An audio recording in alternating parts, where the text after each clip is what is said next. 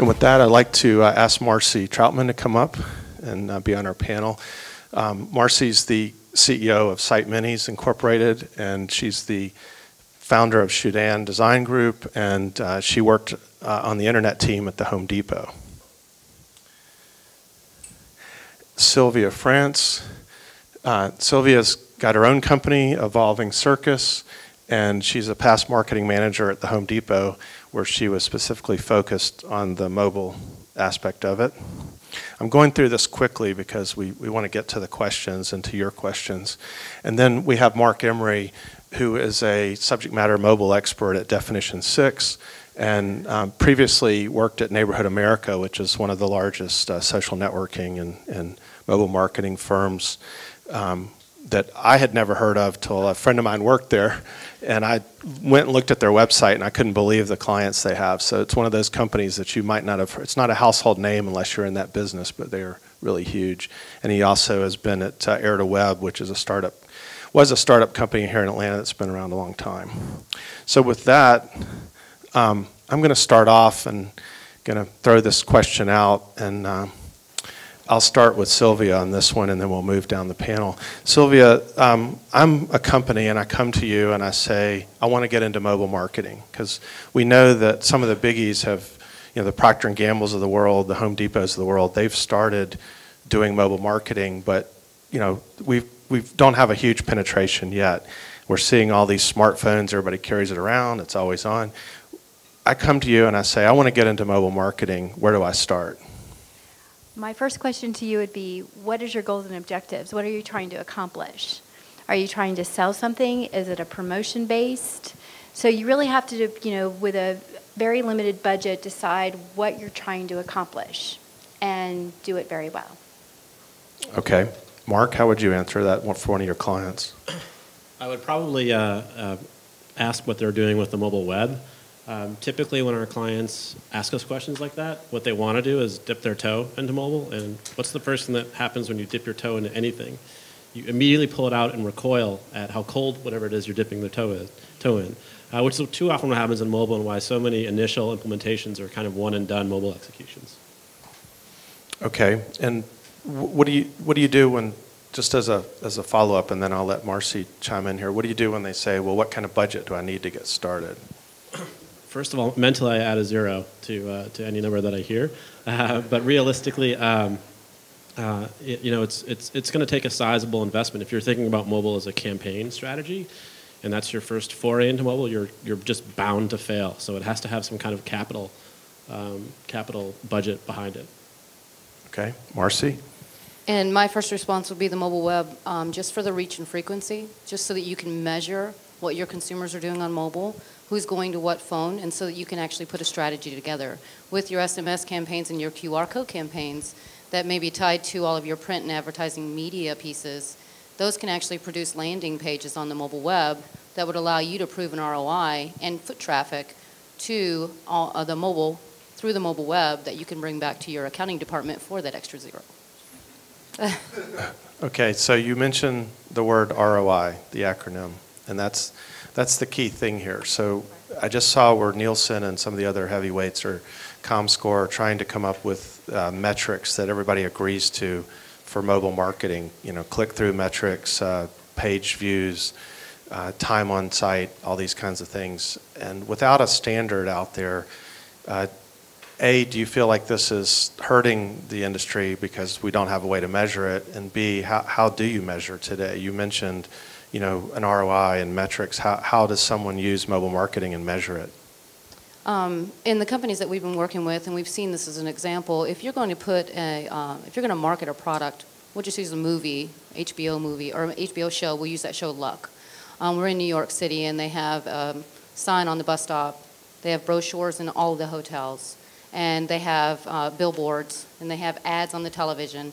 And none of that has anything to do with mobile. There's no QR code, there's no SMS. There's no way for that to be taken mobile and for someone to port it out in mobile and walk away with it, watch a preview, and see if they really want to see that or not. It's just a flat image. Now, on the flip side, they did another show, and I don't remember the name of that other show they did. What's the other show they did, guys? eastbound and down, and they actually did take that one portable and put a QR code on that. And with that QR code, you can actually measure from your print advertising campaign. You have how many pieces in that print advertising campaign. You can actually measure how many of your consumers are actually taking that portable and using that. And then the next campaign you do for, the next show that's coming out, you could actually say, you know what, that bus stop ad may not have been that valuable, and this is how much it cost. I can cut that budget by this much. Well, what caused that was your mobile ROI. And that's just a very small piece of how you could measure these, and there's tons of ways to measure it, and that will just grow as mobile gets, faster and moves a little bit faster and integrated more into these companies. I think it'll be a little more clear. Okay. Sylvia, how do you answer the measurement issue? The measurement issue at the Home Depot is a little bit more complex because we have different assets, what we would consider mobile. So we have the application itself on the iPhone, Windows Phone 7, and Android. That's one mobile asset. We also have m.homedepot.com, which is our, just our mobile website. So you kind of have conflicting measures within the same mobile group. So the app folks want to know what downloads is. What is the engagement? How long do, people spend on the site? With the m.homedepot.com, it's more of an engagement, how long page views, and then also they have, what are sales that are generated, from the mobile device itself. And it's kind of interesting that the dynamics at the Home Depot are very different from the website and mobile to what it is in the store. In the store, people are, a lot of times getting hammers and kind of disposable, low price items. But what we found is at HomeDepot.com, it's more the big ticket items that are the highest penetration, and also big and heavy items as well. So play sets, laminate flooring, patios, grills. It's things that you can't get in your car that people are actually, purchasing online. So what they're doing is using the mobile device to actually research it. So they'll go to the store, they'll kick the tires, see what the vanity looks like, and then actually order it and come home. So it's kind of an interesting, it's kind of, you have to take different pieces and parts to kind of really determine what their ROI is. So what you're saying is that I may do research on my mobile phone, but then ultimately come in the store and buy it or order it, and it's difficult to connect those two together. Correct. Because, it's interesting that our mobile strategy, it had 4 pillars, which were the same as HomeDepot.com. People think, oh, just sales. No. The real value to HomeDepot.com was actually the eyeball. So we considered it a digital billboard. So it's like, how do you promote? Is it a specific promotion for spring or for Christmas or whatever? 2, how do you get what we call product knowledge? So if you go to the store, and I love to use Jerry the plumber at the West Kennesaw store. He's been in the industry for 35 years. He's a real expert in plumbers. So if somebody has a problem, what they do is they go ask him and answer the question. So how do you get that information digital?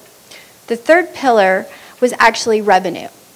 But that was kind of, down the list of what our priorities were at HomeDepot.com. And then the 4th piece was this whole concept of interconnected retail. It's how do people use their mobile device, they're on, HomeDepot.com, how do they use it in the store to make buying decisions? The other thing is people don't realize that from our, an average store has about 30,000 SKUs. Well, .com and our mobile offerings have 300,000, like 10x of the different selections. So how do you get people to come to the store, get the product knowledge, but then knowing that our aisle, we have more robust online. So at Home Depot, it's a real finesse. So to your point, and I agree with that because coming out of Home Depot and kind of learned that in Home Depot. Right. But applying that to all of the other companies that we're working with, there is a line that goes through every single bit, all of your verticals in your company. Mm-hmm. And so mobile really just becomes an extension of everything else that you're doing. Agreed. And needs to be important enough to be added to, all of your billboards or whatnot. We're on mobile now. Come and see us on mobile. Well, it's so not a Yeah. standalone piece, right? Well, it's so important that, it's kind of interesting that I was actually on, even though I was a Mark, marketing. you will get a word in here Yeah, in just really. a minute. Eventually. I anticipated this, actually. It was kind of interesting that within this. The orange-painted women to your right, yes. One more thing is that I was actually on the signage governance committee, so every sign that was ever approved, I would have to approve it. So what we had to do is what was the .com messaging, and then also it's like, how do we get mobile in the store? Where is the appropriate piece and part? If you go in the stores now, you go buy online, pick up in store, which is actually a functionality of our app. So you can do it there. It's like if you look at special order, it's like there's two ways to buy, both through our mobile and then, ask an associate. So it's finding the right balance. And then also with the Wi-Fi, as you said, it's like, we made a conscious effort to promote it in the stores for both, pros and then also consumers. But it's like we had to make a decision, what do we want people to do with it? Do we want people to be on HomeDepot.com, m.homedepot.com looking at stuff, or do we want them checking prices? So, I mean, it's a real balance. So what do you think people are doing on Wi-Fi at Home Depot? Yeah, you said you were going to ask me a question. I think all of the above. I think, they're scanning QR codes. I mean, we do, as Home Depot, you wouldn't see it, but you see it on packaging, and like live goods. It's kind of interesting that, one of the things you have to remember with the mobile world is that there's a lot of things that you can buy in the store that you can't buy online, like chemicals, live goods, anything that's pre-cut and measured, you can't do online. So a lot of there was a real initiative is how do we get the vendors up to speed to know what to do with QR codes.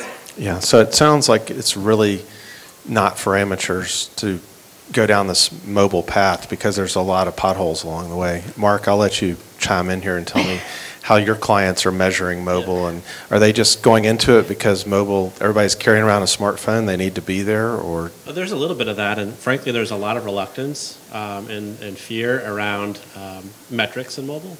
And I think a lot of that is because, and as with most industries, when they're in their infancy, you have a lot of vendors sort of grappling for the same territory, whose primary differentiator is their ability to create fear in the minds of their customers. So there's quite a bit of trepidation around how do we measure mobile, but I would contend that, and you heard it a lot up here already, that there's so many different things you can do in mobile, that depending on what you're doing, it can be relatively easy to get ROI, and the fact that this question is still being asked, how do you measure ROI in mobile is confounding to me. It'd be like asking in 1998, what is the ROI of the internet? That depends on what it is that you're trying to measure. So that kind of question to me is posed by clients who are typically just so afraid of doing anything in mobile that they're looking for any reason to not do it. So you always have to, the bottom line is you always have to dig deeper. Yeah, and I guess that at the end of the day, it's not the technology itself, it's how you implement it. We talked about QR codes, and I've seen a lot of really bad campaigns where you click on a QR code, you scan it, and it takes you to a mouse-type site that's not mobile optimized. So, no one's ever going to scan that code again, but yet we've seen examples of people using QR codes for great results. Did you have a comment on that? I do have a comment, and I'm going to go. Yeah, and that's the primary example of thinking tactically in mobile. Right, you think, all right, I'm going to do this QR code campaign. I'm going to, I take advantage of this new great technology I've been reading all about. And what you end up is forgetting about where these people are going. Right, and this is why so many SMS campaigns completely fall apart with embedded URLs into text messages, because the destination is terrible. And that's why banner ads perform horribly typically on the mobile web. Is because everybody forgets what are they clicking through to. It's a great ad, but your destination sucks. And if your destination sucks, that's why you get low click-through rates.